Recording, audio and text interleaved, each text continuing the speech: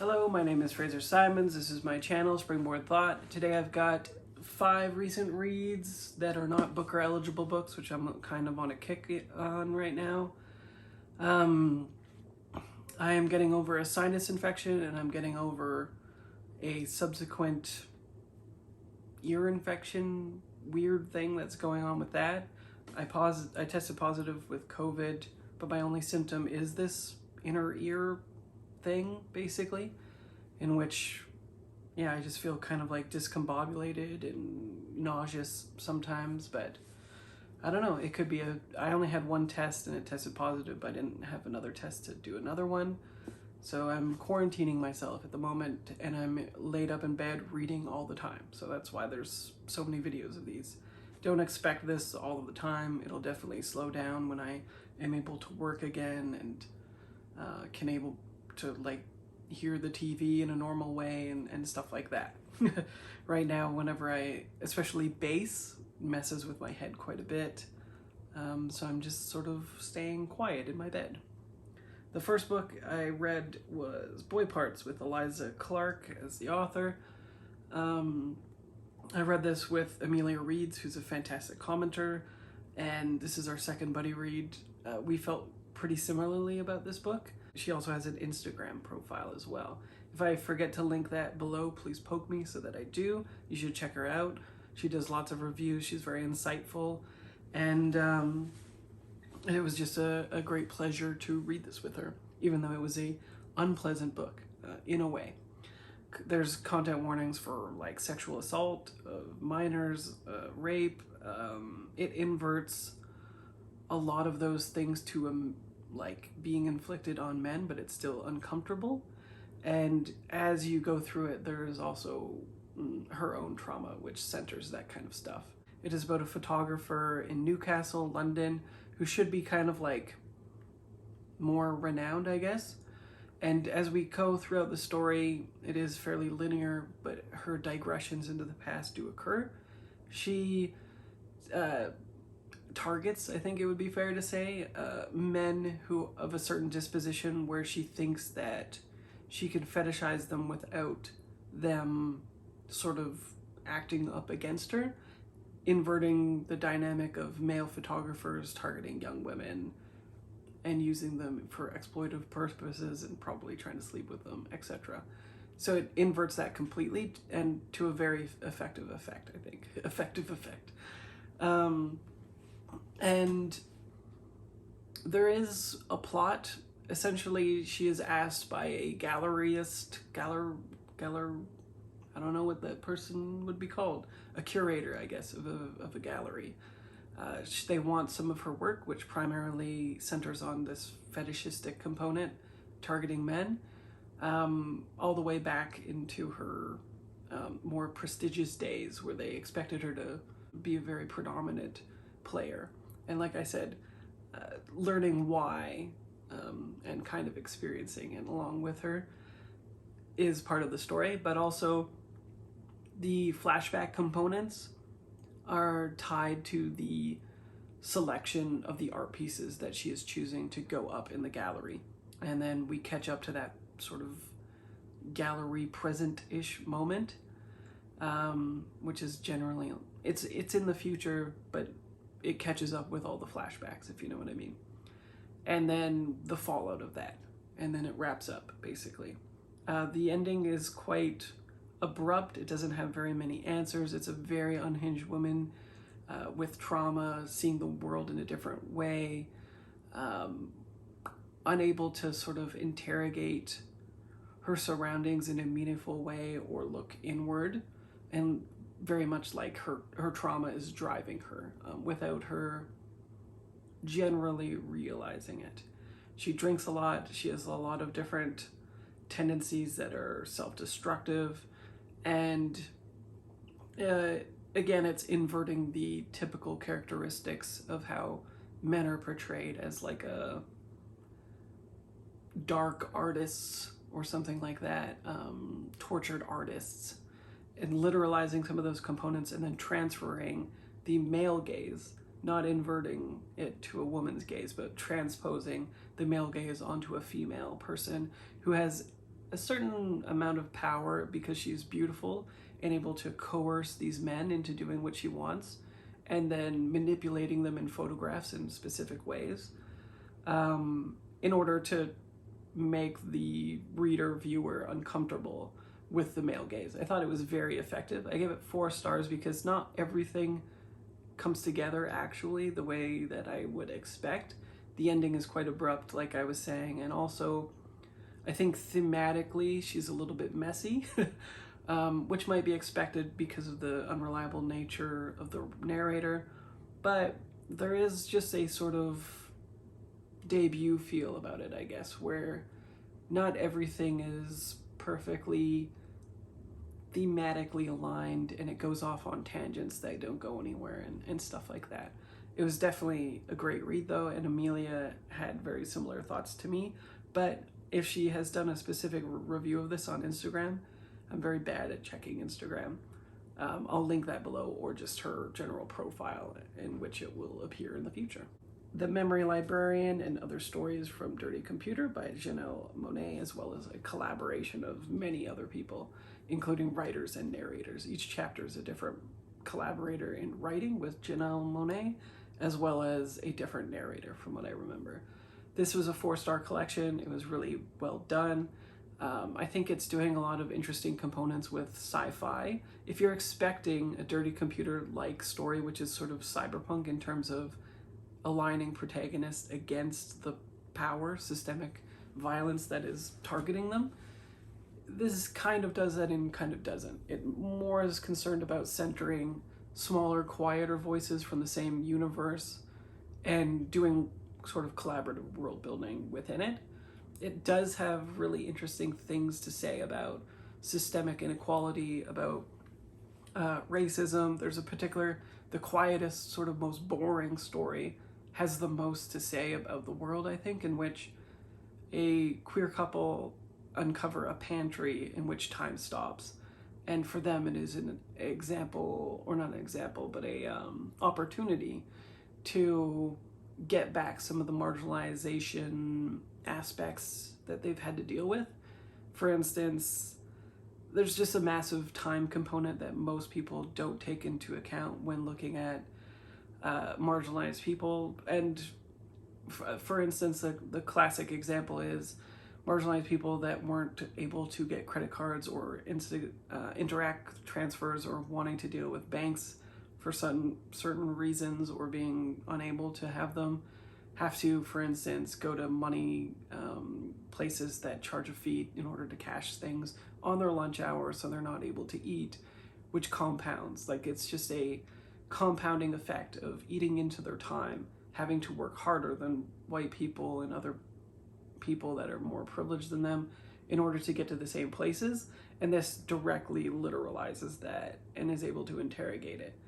It is also kind of like not got much of a plot, and kind of,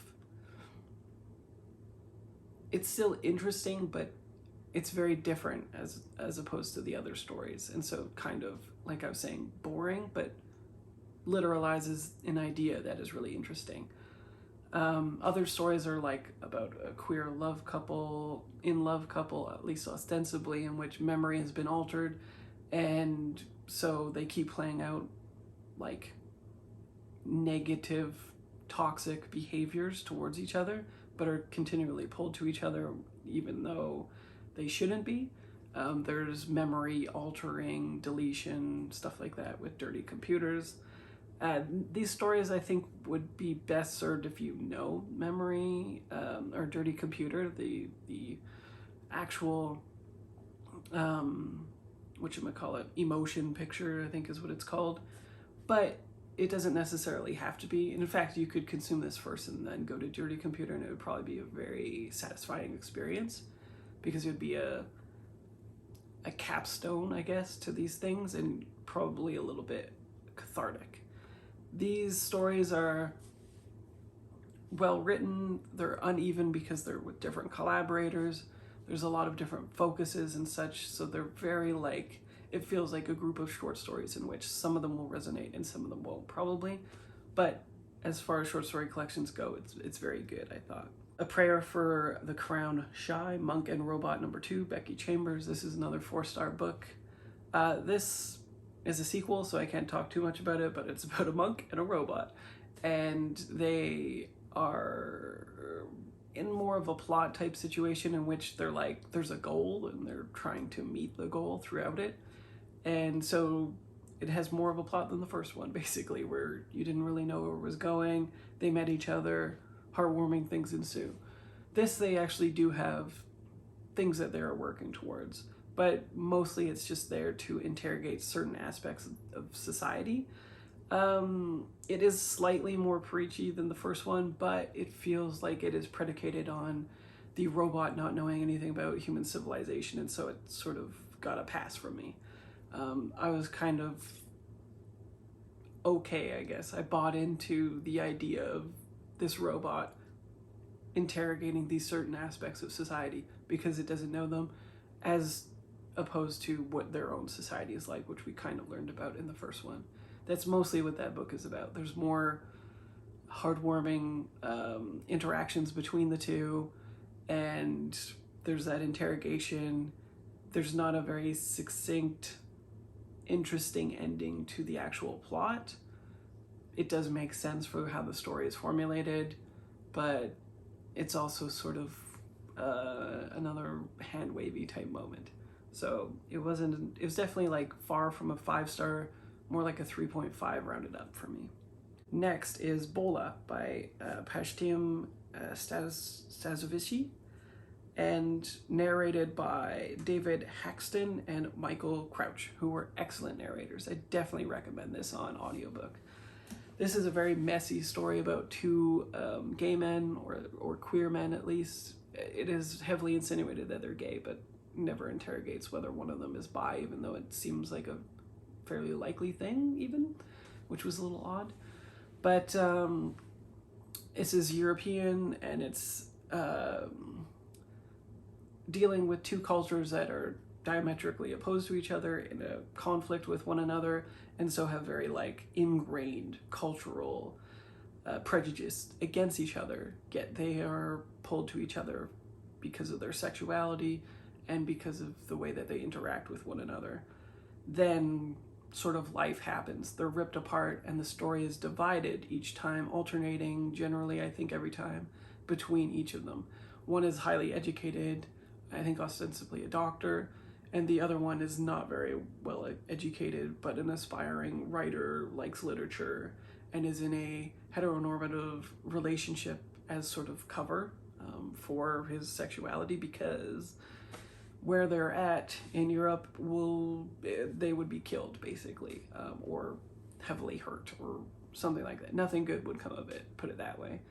And as their lives are separated, both of them spiral out of control, basically. One, the person in a relationship is heavily unlikable, but the traits that he has, especially self-destructive ones, and the violence that he has towards his partner especially, is, I think, codified in such a way that it is at least understandable, and never made as like a shock value, or as like something that is hand-waved, or something that is excused either. It is more about the systemic things that are happening in society that create these problems for them that shouldn't even exist, basically, right? Like if society was accepting of who these people were, all of this wouldn't have happened, and it becomes a very heartbreaking tale. The more problematic character, or a more unlikable character, spirals much further than I guess the doctor character was, and I think would be safe in saying like the main protagonist of the story. Ostensibly, he's even the one penning this thing. There's a meta component to it at the end, which I don't know why every person seems to be going for this meta component, but there it is. But yeah, it's more about watching the heartbreaking manner in which the systemic influences have made life a living hell for both of these characters, more or less. So you need to be on board with that.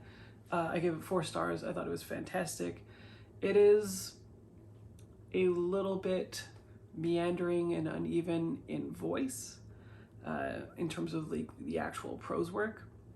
And the voices themselves, crafted for each of the characters, maybe because it was audiobook, feel very similar. And so it wasn't quite a 5-star read for me. And then lastly, today I finished We Begin at the End by Chris Whitaker. This is another audiobook, and the narrator is George Newbern, a new to me one. This is a 4-star read as well. This is, I would call, it's classified as literary fiction thriller. I would say it's more like upmarket, like Tana French. I would say occupying that space, like where it's almost commercial fiction, it's not quite literary fiction. It has the same structure as a thriller. It's very frenetic, and it has a little bit better writing though, especially characterization and prose work than straight up commercial fiction. So yeah, this is about, it's very hard to talk about this story without giving things away, but it centers 2 kids, Duchess and Robin. They have a mother named Star, and as it's a crime thriller, something happens that enables them to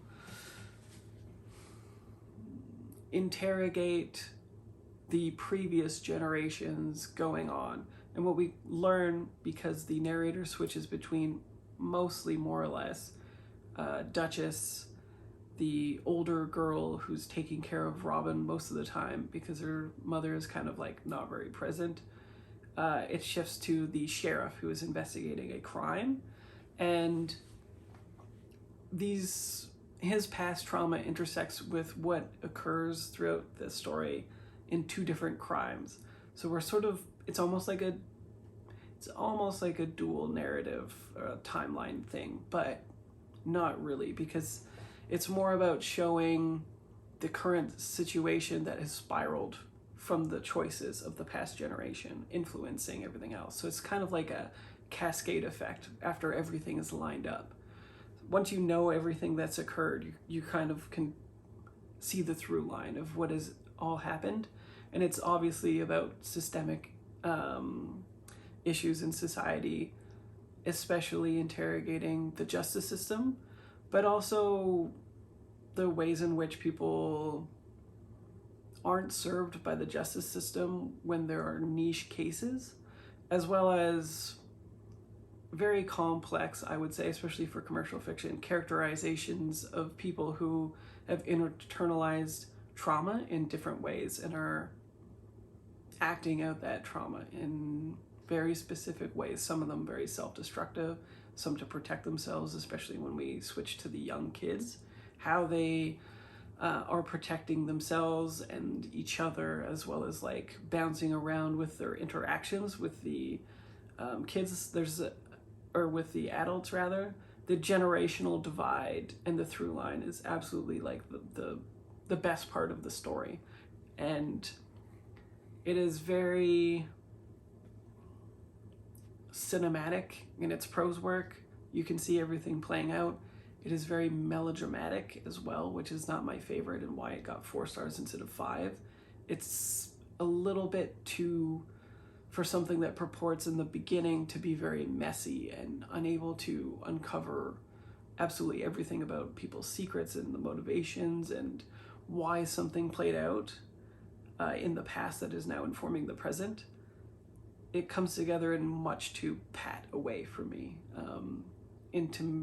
It's like showing its buttressing kind of moment for me, where it just feels less believable as things come together in some ways because it is so perfect. But if you like that, especially about commercial fiction thrillers, then I think you'll be absolutely thrilled with this one. And the characterization, again, is just fantastic. I think the less you know about it, the better going in, which is why I've been so obfuscational about the very specific crime that this revolves around. But yeah, I think just go into it knowing that it's a crime thriller that's upmarket with really good characterization and it really hits the theme perfectly, surrounding the cascading effects of generational trauma, basically, and you'll be set. And that's it. That was the week in reading for me, other than the Booker eligible stuff that is going to be churning out still. If you have any comments, opinions, thoughts, whatever, put them in the section below, and I will be happy to interact with you. Other than that, I will see you next video. Bye.